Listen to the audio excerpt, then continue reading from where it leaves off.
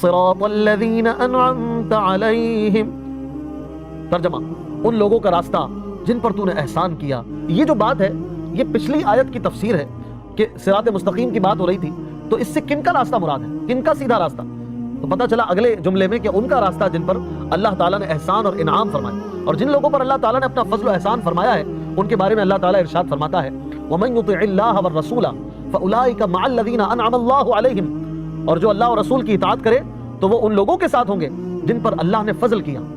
کون ہے وہ جن پر اللہ نے فضل کیا؟ مزید اللہ فرماتا ہے من النبیین والصدیقین والشہداء والصالحین وحسن اولئک رفیقا، یعنی انبیاء اور صدیقین اور شہداء اور صالحین، اور یہ کتنے اچھے ساتھی ہیں۔ سبحان اللہ۔ اس آیت سے دو باتیں معلوم ہوئی۔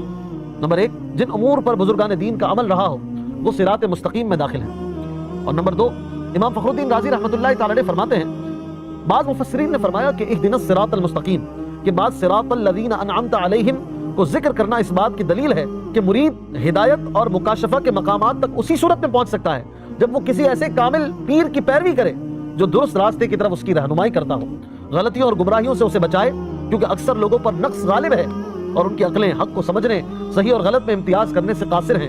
تو ایک ایسے کامل شخص کا ہونا ضروری ہے جس کی ناقص شخص پیروی کرے، جہاں تک کہ اس کامل شخص کی عقل کے نور سے اس ناقص شخص کی عقل بھی مضبوط ہو جائے، تو اس صورت میں وہ سعادتوں کے درجات اور کمالات کی بلندیوں تک پہنچ سکتا ہے۔ سبحان اللہ۔ مزید اللہ پاک نے فرمایا غیر المغضوب علیہم ولا الضالین، یعنی ان کے راستے پر نہ چلا جن پر غضب ہوا یا جو بہک گئے۔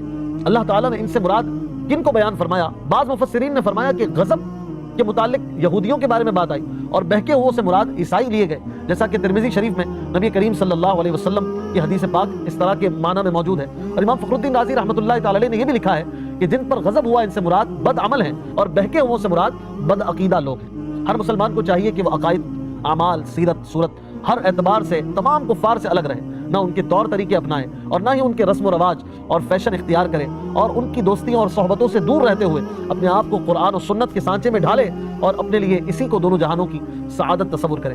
بعض لوگ ولا الضالین کو ناظرین ولا الضالین پڑھتے ہیں، غیر المغضوبی بھی پڑھتے ہیں، تو یاد رہے کہ ایسا پڑھنا حرام ہے۔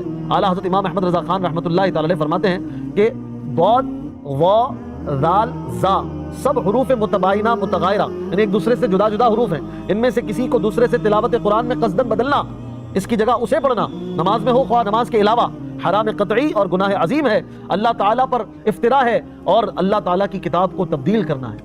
تو ضاد پڑھا جائے گا، ضاد نہیں پڑھا جائے گا، ولا الضالین اس طرح پڑھیں گے، ولا الضالین یا غیر المغضوبی اس طرح نہیں پڑھیں گے۔ اگر کوئی جان بوجھ کے پڑھتا ہے تو وہ گناہگار بھی ہوتا ہے۔ مزید اس حوالے سے اگر آپ کو پڑھنا ہو تو امام اہل سنت اعلیٰ حضرت رحمۃ اللہ تعالی علیہ کا فتاوی رضویہ شریف میں رسالہ موجود ہے، نعم الزاد للروم الضاد اور الجام الصاد عن سنن الضاد، اس حوالے سے آپ پڑھنا چاہیں تو ان رسالوں کو حاصل فرمائیں۔ جب سورہ فاتحہ مکمل ہوتی ہے تو ہم کہتے ہیں آمین۔ آمین کا مطلب کیا ہے؟ آمین کا معنی ہے ایسا ہی ہو، یا اس کا معنی ہے اللہ قبول فرما۔ تو یہ آمین جو ہے یہ قرآن پاک کا کلمہ نہیں ہے، سورہ فاتحہ کا حصہ نہیں ہے۔ نماز اور نماز کے علاوہ بھی جب سورہ فاتحہ ختم کی جائے تو آمین کہنا یہ سنت مبارکہ ہے، اور احناف کے نزدیک نماز میں آمین بلند آواز سے نہیں بلکہ آہستہ سے کہی جائے۔